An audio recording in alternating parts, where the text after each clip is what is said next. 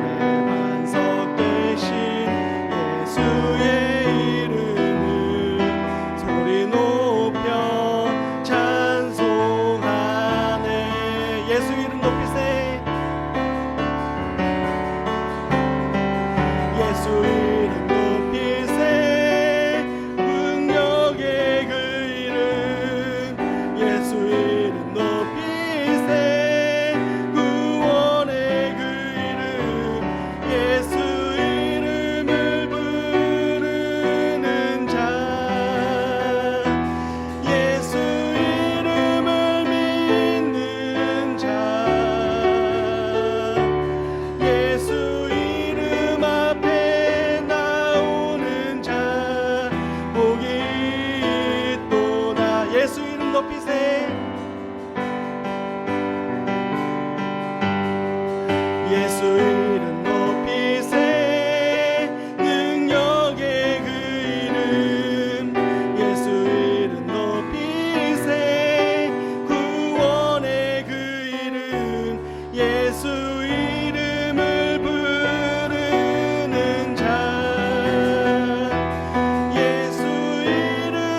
믿는 자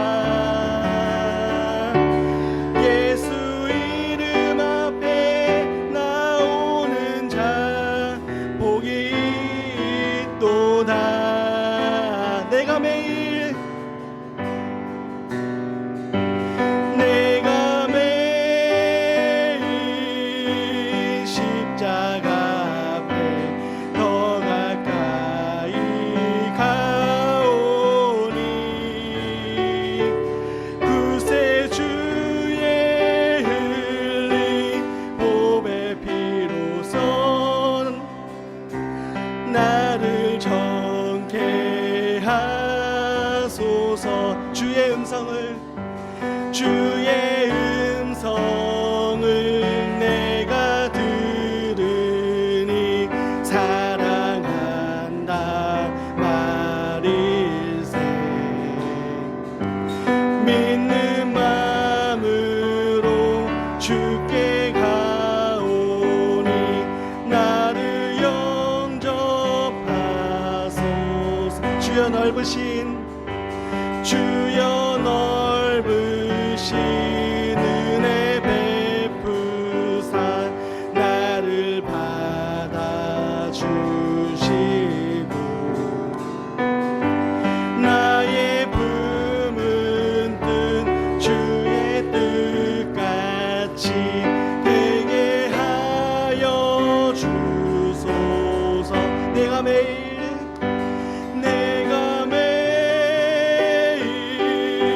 십자가 더 가까이 가오니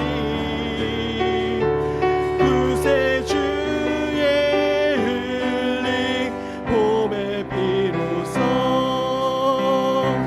나를 정케 하소서.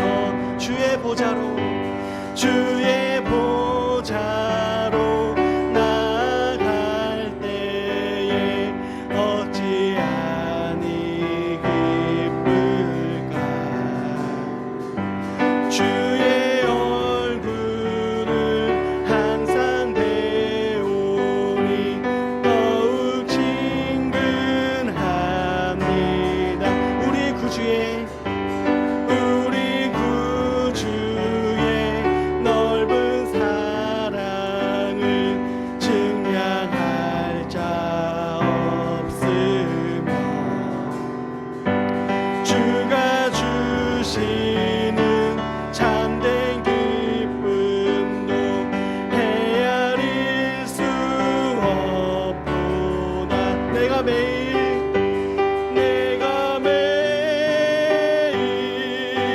십자가 앞에 더 가까이 가오니 구세주의 흘린 봄의 피로서 나를 정케 하소서. 내가 매일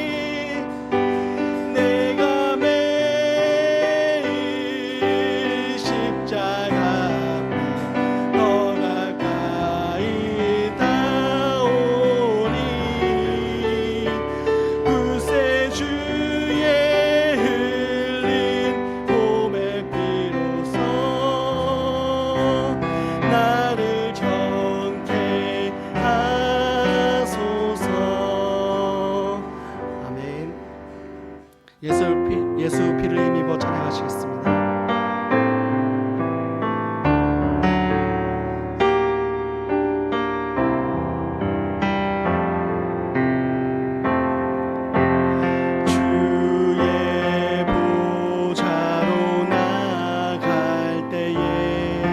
어떻게 나가야 할까. 나를 구원한 주의 십자가 그것을 믿으며 가네. 주의 보좌로 나아갈 때 주의 보좌로 나아갈 때에 나 여전히 부족하나. 나를 품으신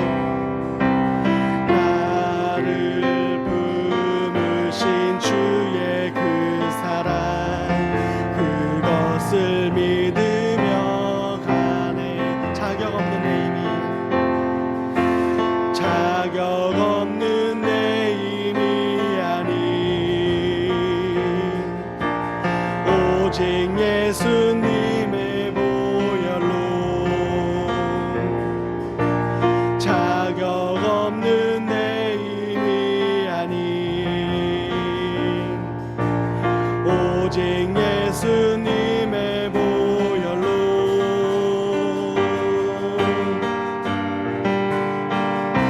십자가의 보혈 완전하신 사랑 힘입어 나갑니다.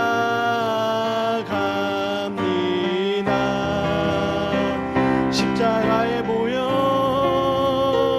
완전하신 사랑 힘입어 예배합니다.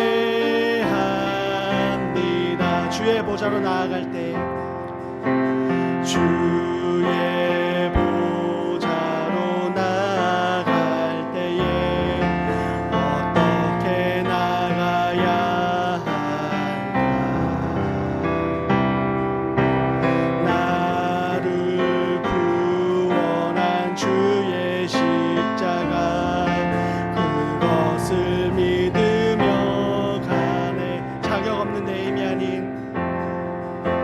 자격 없는 내 힘이 아닌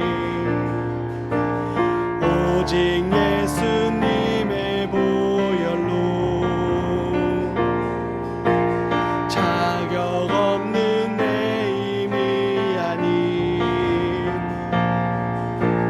오직 예수님의 보혈로 십자가의 보혈 십자가의 보혈 완전하신 사랑 힘입어 나갑니다.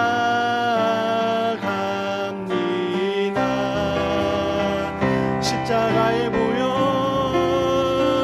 완전하신 사랑 힘입어 예배하니 십자가의 보혈 십자가의 보혈 완전하신 사랑 힘입어 나갑니다.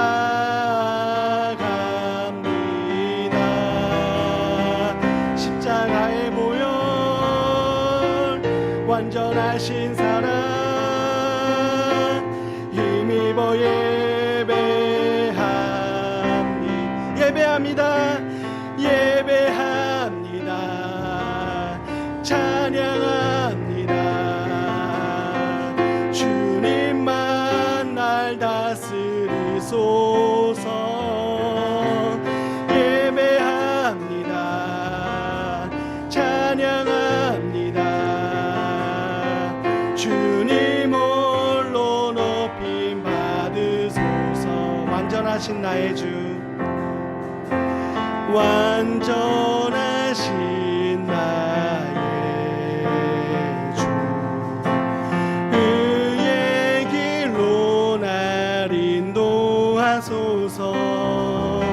행하신 모든 일 주님의 영광 다 경배합니다. 완전하신 나의 주 완전하신 나의 주 그의 길로 날 인도하소서.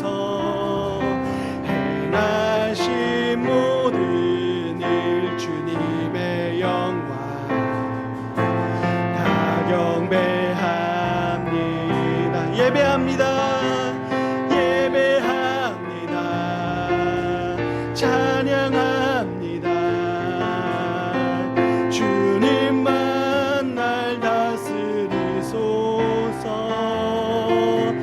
예배합니다.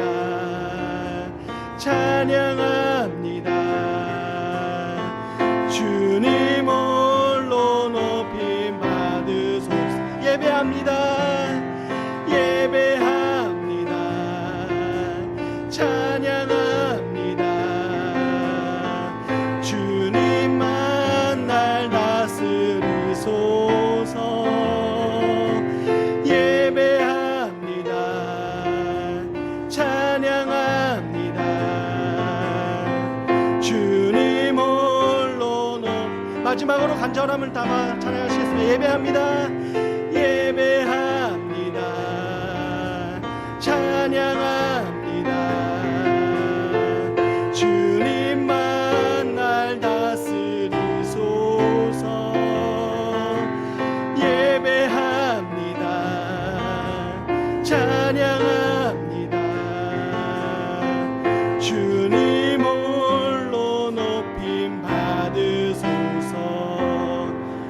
함께 찬양되시고 홀로 높임 받으실 주님을 묵상하며 침묵으로 기도하시겠습니다.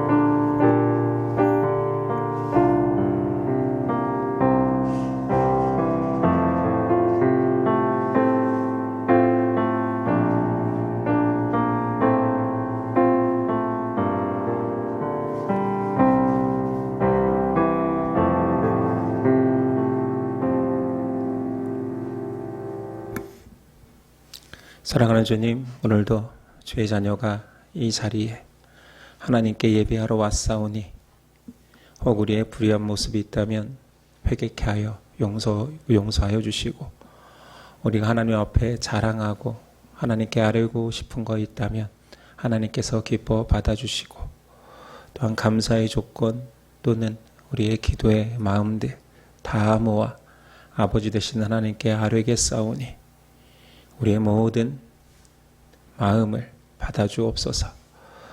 하나님, 우리가 연약한 가운데도 바로 설 수 있는 곳은 하나님이 계시기 때문입니다. 하나님을 의지할 수 있는 믿음이 더 강해지게 하여 주시고, 무엇보다도 말씀 안에 바로 서서 말씀이 우리 삶의 기준 되게 하시고 그 말씀을 따라가는 주의 백성 되도록 도와주시옵소서. 연약한 자에게 힘주시고 상처받은 자 위로하여 주시고, 무엇보다도 우리를 통하여서 아픈 자, 상처받은 자들이 하나님의 능력으로 낫는 은혜가, 또한 사랑으로 치유되는 은혜가 있게 하옵소서. 오늘도 하나님 말씀을 기대합니다. 말씀 가운데 심령의 아멘이 될 수 있도록 성령님 역사하옵소서. 예수 그리스도 이름으로 기도드립니다. 아멘.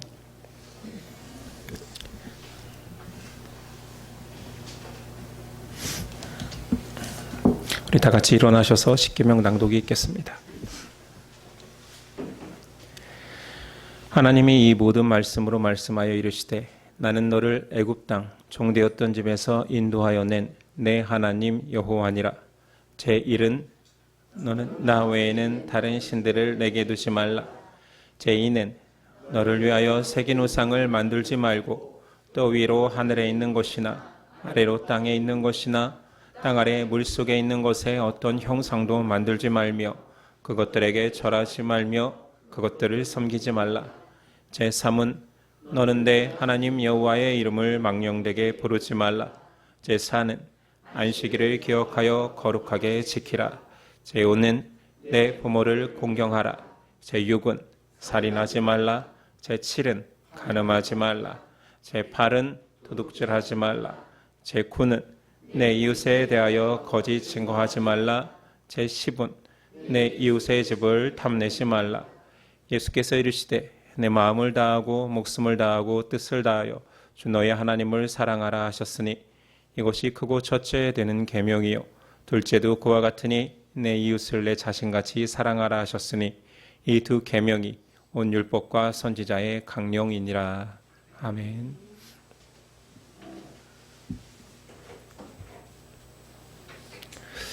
오늘 우리에게 주시는 하나님의 말씀은 사도행전 18장 18절에서부터 19장 20절까지입니다.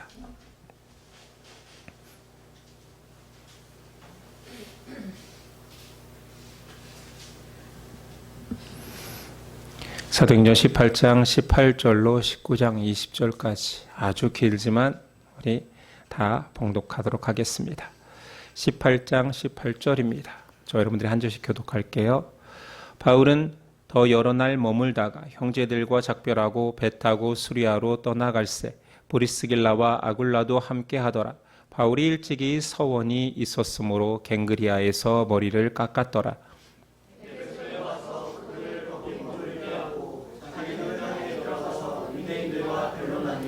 여러 사람이 더 오래 있기를 청하되 허락하지 아니하고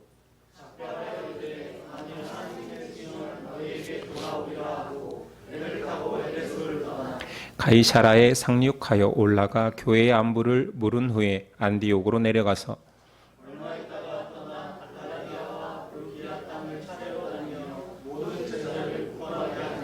알렉산드리아에서 난 아볼로라 하는 유대인이 에베소에 이르니 이 사람은 언변이 좋고 성경에 능통한 자라.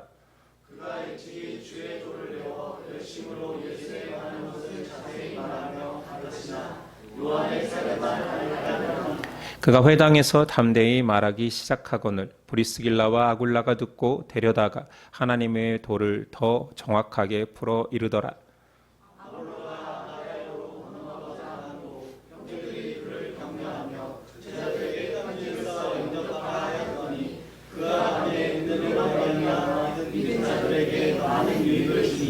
이는 성경으로서 예수는 그리스도라고 증언하여 공중 앞에서 힘있게 유대인의 말을 이기밀어라.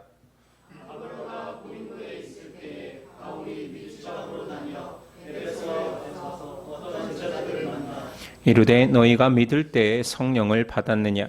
이르되 아니라 우리는 성령이 계심도 듣지 못하였노라.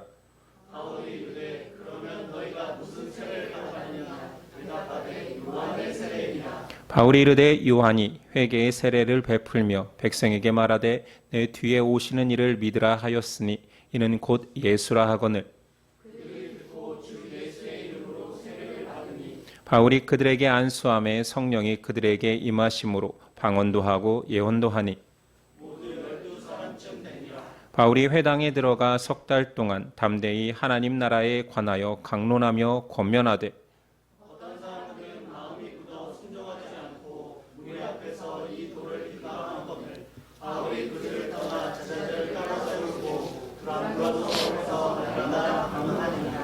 두 해 동안 이같이 하니 아시아에 사는 자는 유대인이나 헬라인이나 다 주의 말씀을 듣더라. 심지어 사람들이 바울의 몸에서 손수건이나 앞치마를 가져다가 병든 사람에게 얹으면 그 병이 떠나고 악귀도 나가더라.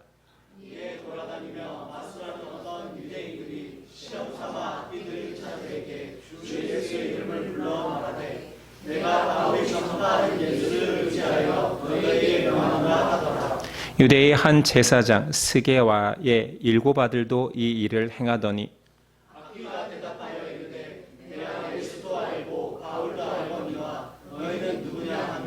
악귀 들린 사람이 그들에게 뛰어올라 눌러 이기니 그들이 상하여 벗은 몸으로 그 집에서 도망하는지라.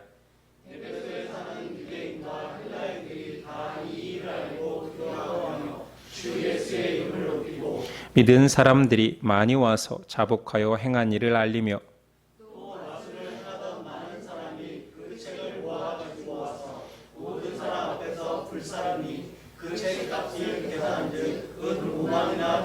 함께 읽습니다. 이와 같이 주의 말씀이 힘이 있어 흥왕하여 세력을 얻으니라. 아멘. 아주 긴 구절을 잘 읽어주셨습니다. 오늘 제목은 에베소에 타오른 불길입니다. 에베소에 타오른 불길이라는 제목으로 은혜 나누겠습니다. 우린 사도행전 사도 바울 일행이 2차 전도 여행을 행하고 있는 와중에 고린도에서 1년 6개월 사역을 마치고 오늘 말씀은 선교 여행의 출발지인 시리아의 안디옥으로 돌아오는 여정, 수리아의 안디옥으로 들어오는 여정입니다. 바울은 고린도에서 형제들과 작별하고 파송교회인 안디옥으로 향합니다. 그 모든 모습을 오늘 지도로 한번 살펴볼까 합니다. 오른쪽 아랫부분 안디옥에서 출발하여서 그렇게 긴 원처럼 하고 왼쪽 고린도에서 지난 시간 이야기를 나누었고 오늘 에베소를 거쳐서 가이사라를 통과하여 안디옥까지 오는 여정입니다. 이 여행 동안 한번 볼까요? 안디옥에 출발하여서 갈라디아 지방의 더베와 루스드라에서 복음을 전했습니다. 여기서 기억나는 것은 디모데, 귀한 동역자 디모데를 만난 사건이 가장 큰 뉴스더라. 이렇게 외우면 됩니다. 루스드라입니다. 드로아에서는 아시아로 가고자 했으나 서편 유럽 땅을 허락했습니다. 그때 마게도니아 환상을 받지요. 마게도냐로 드로아였습니다. 마게도니아의 큰 성 빌립보 데살로니가 베로아에서 복음을 전하였지요. 빌립보에서는 자주색 옷감 장사 루디아가 떠오릅니다. 데살로니가에서부터는 유대인들의 핍박이 시작되어서 피난하여 베레아로 갔는데 베레아 사람들은 신사적이어서 복음을 받아들이고 많은 귀부인과 남자들이 예수를 믿었습니다. 바울 홀로 피난하여 아덴으로 갔지요. 지도상에는 아테네라고 표현되어 있는 곳입니다. 이곳에서는 철학자들과 논쟁하며 아레오바고에서 설교를 했었습니다. 그리고 지난 시간 고린도에 가서 귀한 사역자인 브리스길라 아굴라 부부를 만났고 헤어졌던 선교팀과 재회하였습니다. 오늘 말씀은 이곳에서 시작되는데 고린도에서 이제 바울이 갱그리아로 갔다고 합니다. 여기 지도상에는 고린도 바로 밑이 갱그리아입니다. 머리를 깎았다라는 표현은 이제 선교를 잘 마쳤으니 수리한 모습으로 머리 좀 정리할까가 아닙니다. 바울이라는 사람을 이해함에 있어서 이 머리를 깎았다라는 구절이 중요합니다. 나실인 서원을 했다라는 거죠. 민수기 6장에 나오는 율법 내용입니다. 일정 기간 또는 나실이를 평생 서원하기도 하지만 일정 기간 동안 내가 술을 입에 대지 아니하고 머리를 깎지 않겠다라는 헌신의 의미입니다. 갱그리아에서 그 기간이 종료되었기에 머리를 깎은 것입니다. 바울은 기독교인이 되었어도 여전히 율법을 준수하고 있습니다. 갈라디아에서 보면 그의 서신에 그는 율법을 율법주의를 경계해야 된다 말합니다. 그러나 율법적 전통은 잘 사용하고 있는 것이요. 자신을 의롭게 하기 위한 율법주의적 의무 행동이 아니었습니다. 내가 이것을 해야 하나님께서 더 기뻐하실 거야. 이걸로 기쁘게 해드려야지가 아니라 그는 이미 의롭다 입은 자신이 하나님을 향하여 감사와 헌신의 표현으로 나실인 서원을 한 것입니다. 로마서 12장 1절의 내용이지요. 그러므로 형제들아 내가 하나님의 모든 자비하심으로 너희를 권하노니 너희 몸을 하나님이 기뻐하시는 거룩한 산제물로 드리라. 이는 너희가 드릴 영적 예배니라. 그의 서신서에 기록한 대로 그는 하나님께 온전히 자신을 드리고 싶어 일정 기간 동안 내가 이 선교 기간 동안 하나님께 정결하게 나가야지, 헌신해야지 해서 나실인 서원을 한 것입니다. 요즘 신앙으로 비유하자라면 하나님 앞에 귀한 큰 헌신을 하기 위해서 작정 금식 기도하는 것과 비슷하다 할 수 있습니다. 자, 귀한 길을 보면 백길로 에베소를 들러 이제 안디옥으로 향하는데 에베소에서 잠시 들러 또 해당에서 유대인들과 변론합니다. 많은 사람들이 자극을 받고 바울이 더 이 길을 청하였으나 만일 하나님의 뜻이면 너희에게 돌아오리라 라는 말을 남기고 떠납니다. 이건 귀국길이었으니까요. 거기에 시간을 지체할 수는 없었습니다. 소원 기간도 끝났고요. 그래서 22절 가이사라에 상륙하여 올라가 교회 안부를 물은 후에 안디옥으로 내려가서 왔다 갔다 안 하시고 그림을 띄워주시면 됩니다. 가이사라는 항구입니다. 그곳에서 올라가면 우리가 흔히 지도상의 북쪽을 생각할 수 있는데 항구가 낮고 예루살렘은 좀 더 남쪽이니까 지도상 내려오는 것 같지만 지형상 더 높은 곳이기 때문에 올라갔다라는 표현은 예루살렘 교회로 향했다라는 것입니다. 바울의 선교의 파송지는 안디옥 교회이지만 그의 모든 정체성과 그의 사도됨을 인정하는 그 교회에 가서 2차 선교에 대한 보고를 마치고 교회의 안부를 물은 후에 최종 목적지인 안디옥 교회로 돌아와 2차 전도 여행의 여정을 마칩니다. 바울의 3차 전도 여행은 아주 간단한 말로 그 시작을 알리니 23절에 얼마 있다가 떠나. 정말 잠시 있다 바로 떠난 것 같습니다. 자, 두 번째 그림 한번 보여주실래요? 3차 전도 여행 여정입니다.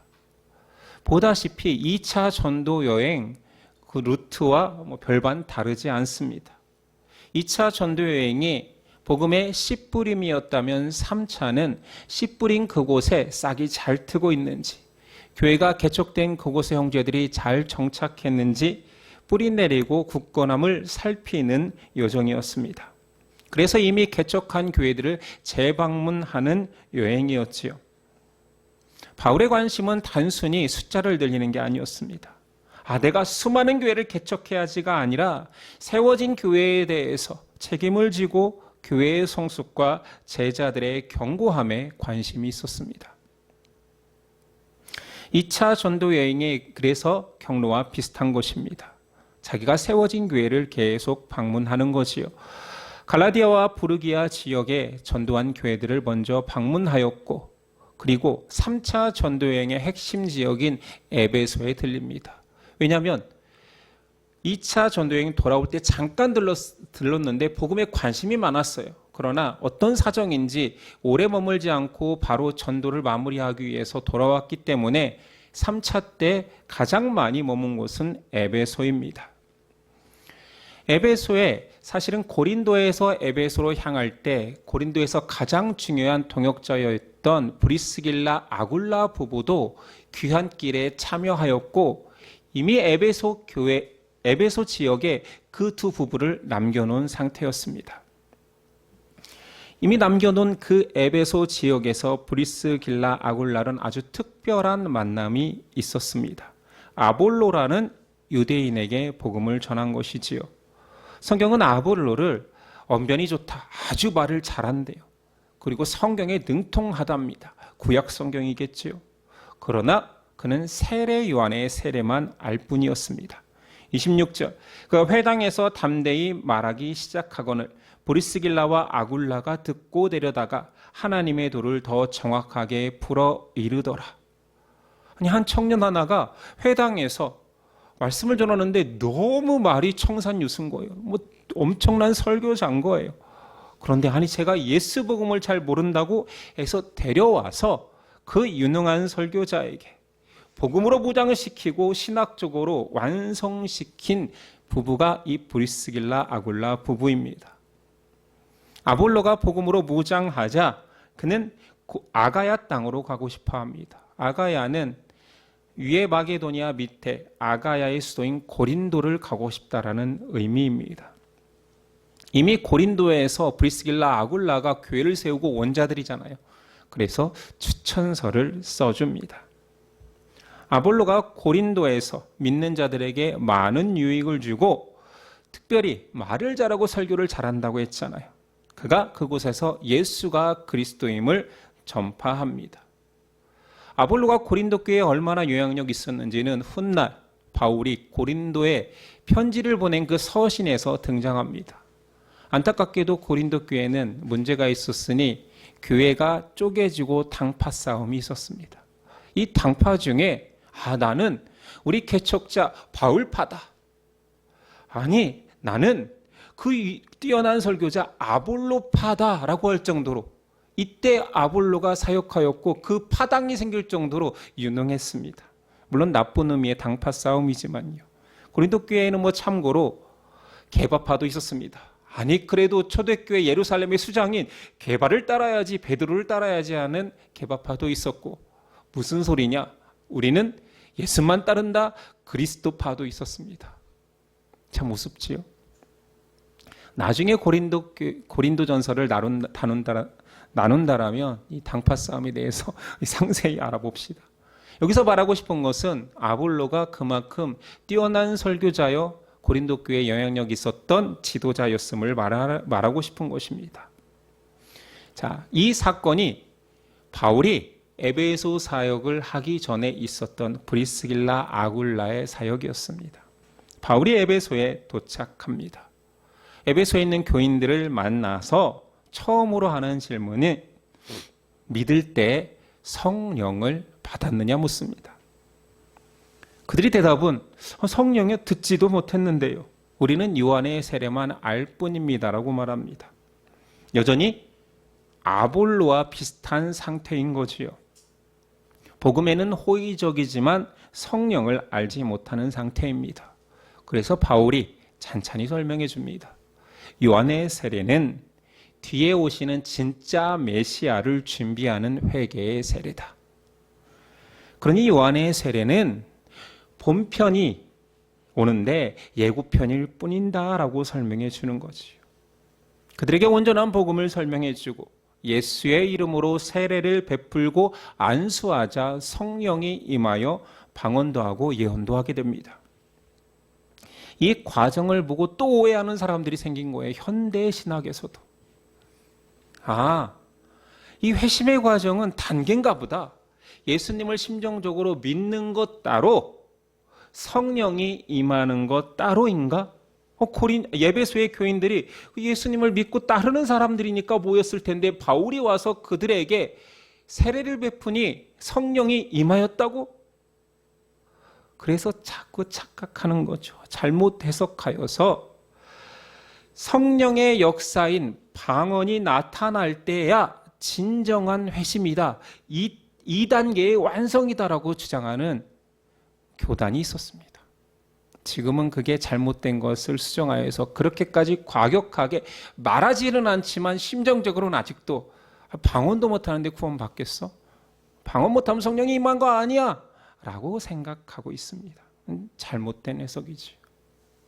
바른 해석은 복음을 통해 참된 예수님을 믿는 동시에 현상적으로 등장하지 않지만 뭐 변화가 없을지 모르지만 성령이 임재한 상태입니다.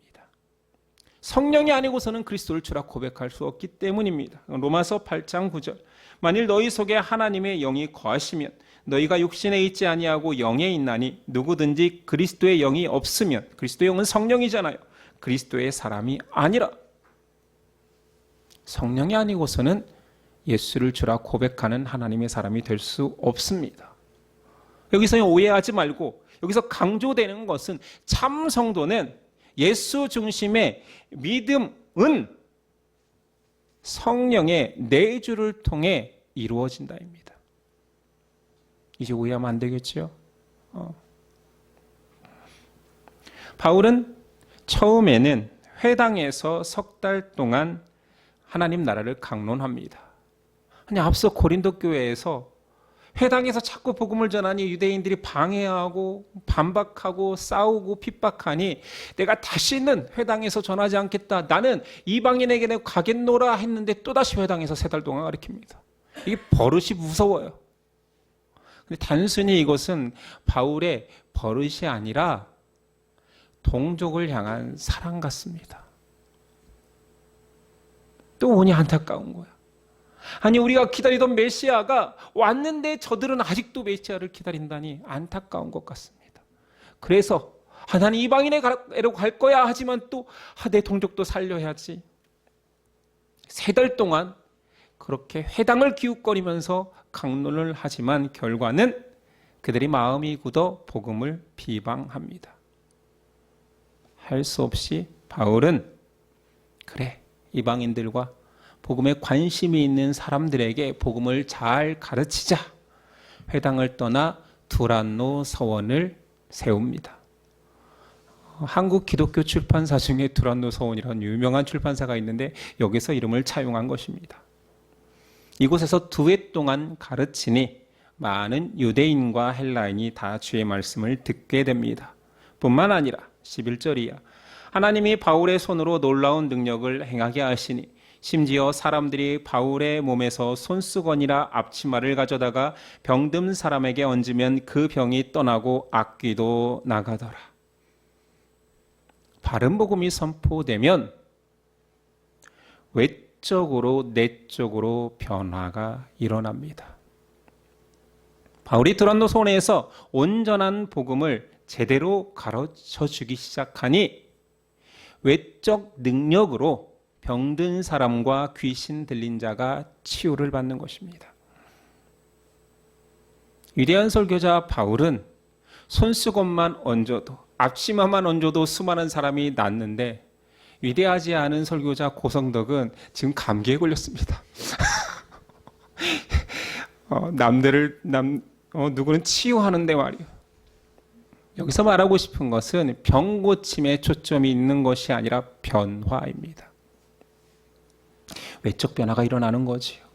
사람들은 그 변화에만 초점, 달라졌어, 치유됐어, 그래서 열광합니다. 실제로 에베소에서도 열광하는 사람들이 등장하니 유대 제사장 스게와의 7명이나 되어 아들이, 그 모든 아들들이, 야 모여봐, 우리도 한번 해보자. 또 가서 본 적 있냐? 야, 바울이 예수 그리스도의 이름으로 명하니 귀신이 떠나가더라, 질병이 낫더라, 우리도 해보자. 그게 주문인가 봐. 그래서 그들이 어떻게 전파하냐면, 바울이 전파하는 예수의 이름으로 전하노니 질병아 나가라 이런 거예요. 웃기죠? 바울은 예수의 이름으로 나가라 했는데 얘는 바울이 전파하는 예수의 이름으로. 왜 그러냐면 자신들은 예수하고 안 친하거든요. 그러니 바울이 알고 있는 좀 우리 한 달이 건넜지만 그 바울이 전하는 예수의 이름으로 즉기를 합니다. 귀신을 쫓아내고 싶었던 거예요. 결과는 처참하게도 악귀 들린 자가 말합니다. 내가 예수도 알고 바울도 하는데 너는 누구냐? 얼마나 수치스럽습니까? 너 누구야? 나 예수도 알고 바울도 알고, 야, 그분들이 쫓아내면 내가 나가겠는데 넌 누구야? 이 듣보자 봐. 뭐 이런 거예요. 조롱으로 끝나지 않고 심지어 심한 공격을 받아 상한 몸으로 도망치는 사건이 발생합니다. 이게 외적 표징이라는 것이요. 내적 표징은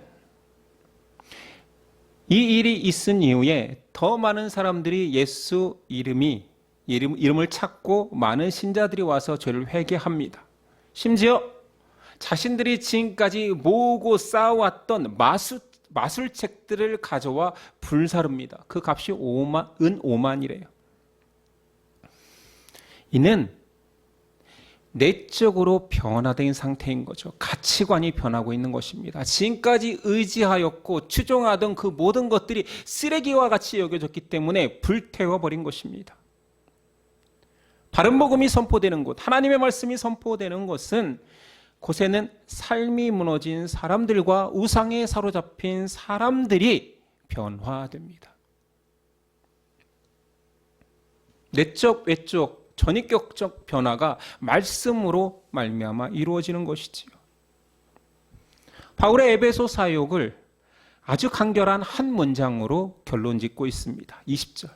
이와 같이 주의 말씀이 힘이 있어 흥왕하여 세력을 얻으니라.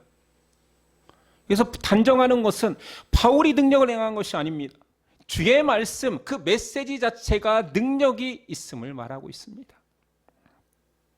바울의 에베소 사역의 두 가지 핵심이 있으니 첫 번째는 바울의 질문 속에 있습니다.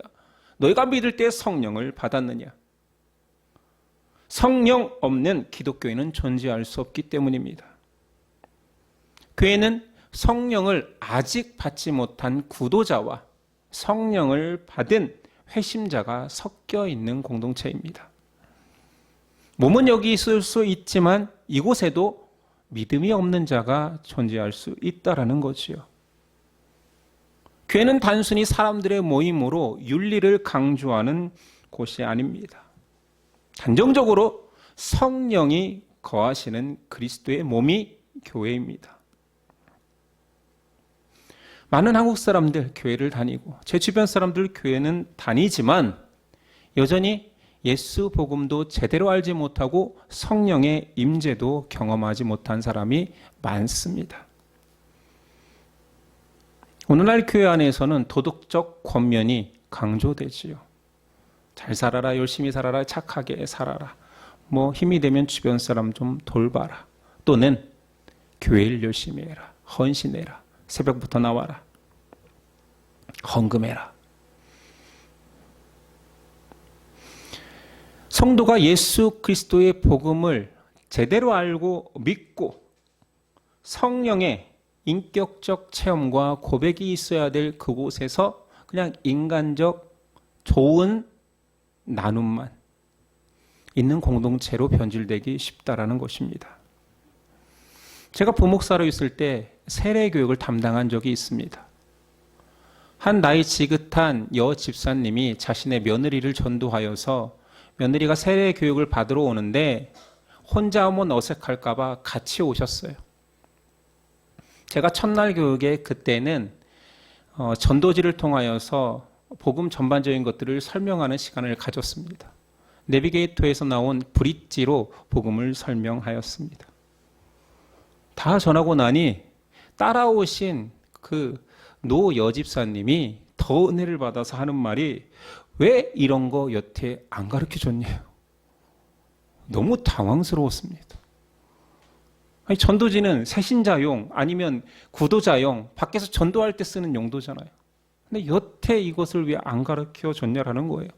예수 때문에 구원받고 예수 십자가가 어떤 일을 작동했는지에 대해서 설명을 처음 들어본 것입니다. 많은 교인들이 주일 성소는 잘 합니다. 그들이 추구하는 신앙이라는 내용이 너 안에 있는 갈망, 기도 제목, 그 모든 것들을 하나님께 아뢰어서 해결받아라. 솔루션을 가지고 가는 장소가 되어버렸습니다. 그래서 복음을 제대로 들어본 적도 이해한 적도 인격적으로 예수님을 고백한 적도 없고 성령을 의지하여 변화된 삶을 치열하게 사는 경험도 없는 것입니다. 바울은 그런 에베소 교인들에게 기독교에는 여전히 호의적이지만 복음을 잘 모르는 자들을 정죄하기보다는 질문하고 진단하고 복음을 설명하고 세례를 베풀어 온전한 복음을 이해시키고 성령의 임재한으로 인도합니다. 이것이 교회가 할 일인 것이지요. 바른 복음은 반드시 변화를 야기합니다. 기독교인들 회심이라는 말 많이 쓰잖아요. 한자로 회전할 회 또는 돌이킬 회, 마음심입니다. 마음을 돌이킨다라는 거지요. 예수님 믿고 마음을 돌이킨 경험이 없다. 이건 회심한 자 아닙니다. 두란노 서원에서 바른 복음이 선포될 때 수많은 사람들이 마음을 돌이켰습니다. 또한 세상조차 변하기 시작했습니다. 믿음은 먼저 사람을 바꾸지요. 그 회심의 여러 가지 사례들이 성경에 너무 많습니다. 주변 사람들, 형제 자매들 중에도 있지요. 바울 자신이 그 대표적인 표상입니다. 기독교의 박해자가 기독교를 전하는 전도자가 되었습니다. 탐욕에 찌든 세리, 삭개오는 재산의 절반을 내어주고 토색한 것에 4배를 갚겠다라고 합니다. 배신자 베드로는 헌신자 베드로가 되어 주를 위해 목숨을 내놓았습니다. 우리도 크고 작게 회심의 경험들이 있지요. 마음을 돌이키지요. 세상과 내 가치로 가득했던 그 마음이 주께로 향하였잖아요.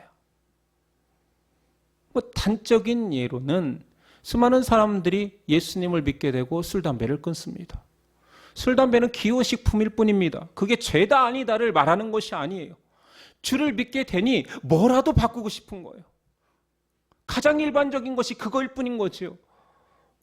먹어서 얼마나, 안 먹는다고 얼마나 경건해지고 그걸 먹는다고 해서 얼마나 타락합니까? 그거 아닙니다.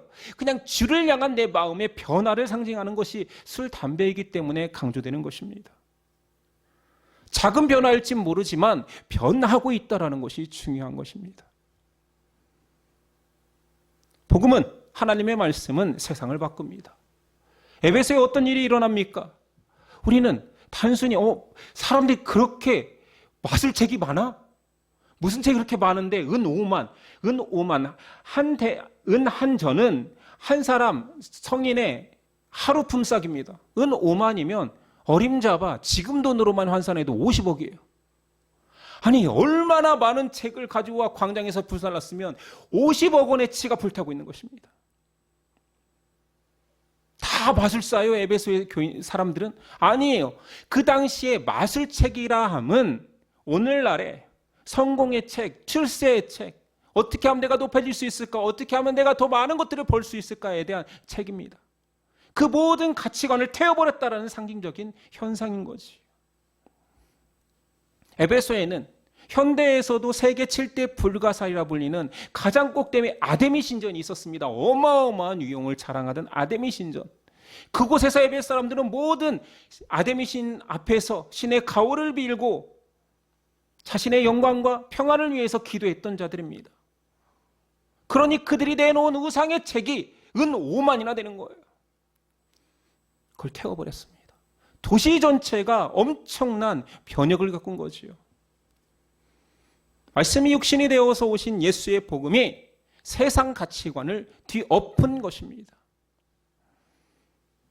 20절 말씀 다시 한번 봅니다. 이와 같이 주의 말씀이 힘이 있어 흥왕하여 세력을 얻으니라. 진짜 힘이란 이런 것입니다. 사람의 마음을 움직이고 삶을 바꾸고 세계관을 송두리째 뒤집어 버립니다. 에베소에서 타오른 불길은 단순한 열기가 아니었고 성령의 불길로 옛것을 태워버리고 오롯이 새 것으로 불러일으키는 불길이었습니다. 여러분 변화를 경험해 보지 않았습니까? 여러분 신앙에서 가장 많이 변했던 때가 언제입니까? 기도원 가서 또는 수련회 가서 울부짖을 때였습니까? 아니요. 그 변화가 얼마나 찰나적인지 다 알고 있습니다. 기도원에서 금식하고 기도하고 은혜 받고 대성통곡하지만 나올 때 주차 문제로 싸웁니다. 아이들은 집에 가서 엄마한테 혼납니다. 바로. 아니 내가 엄청난 은혜를 받은 것 같은데 엄마 말을 또 내가 왜 안 듣고 있지?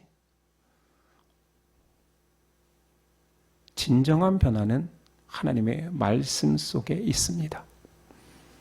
여러분이 말씀을 사모했는데 변하지 않는다. 그것은 진짜 놀라운 신비입니다. 그 신비 좀 알려주세요.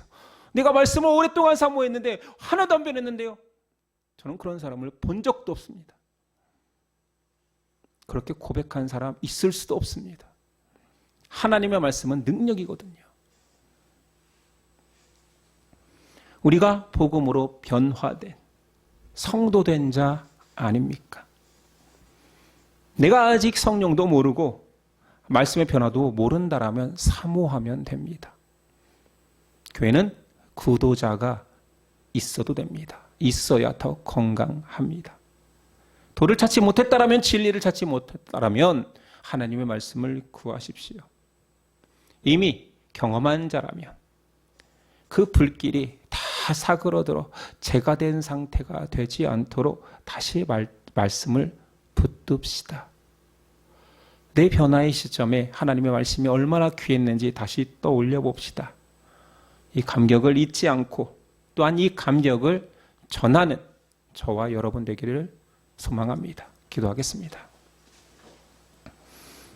주님 감사합니다. 말씀이 육신이 되어 이 땅에 오신 예수 그리스도를 우리가 믿음으로 고백하게 되었습니다. 그 말씀이 벌써 우리 속에 임재하였고 변화의 역사가 일어납니다. 세상살이에 찌들어 그 변화를 누르고 있지는 않습니까? 세상 가치에 짓눌려 내 안의 복음의 가치를 망각하고 있지는 않습니까? 나를 가장 행복하게 했고 나를 가장 새롭게 했던 그 말씀을 다시 붙드는 우리 되게 하옵소서. 말씀은 한 영혼을 외적, 내적으로 완전히 뒤집어 볼 뿐 아니라 그 가정을 바꾸고 그 가문을 일으키며 하나님의 나라의 백성으로 세울 것입니다. 그 약속을 믿고 따르는 우리 되게 하옵소서. 말씀으로 오신 예수 그리스도의 이름으로 기도드립니다. 아멘. 일어나서 결단 찬송 드립니다.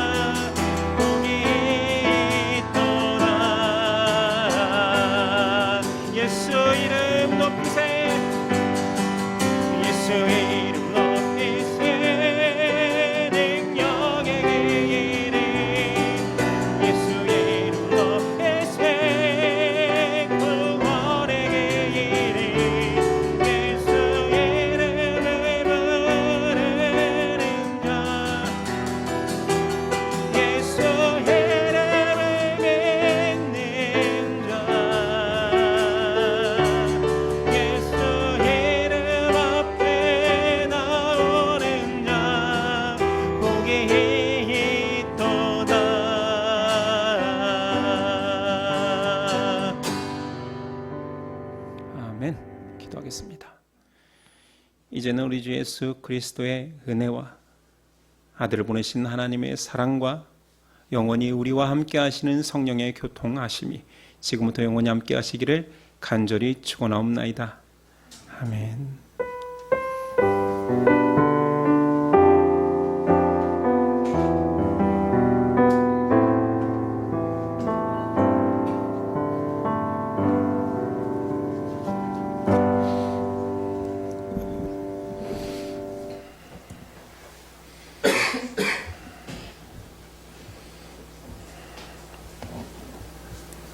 우리 옆사람과 이렇게 인사했으면 좋겠습니다. 성령의 뜨거움을 우리 고백합시다. 우리 서로 고백합시다.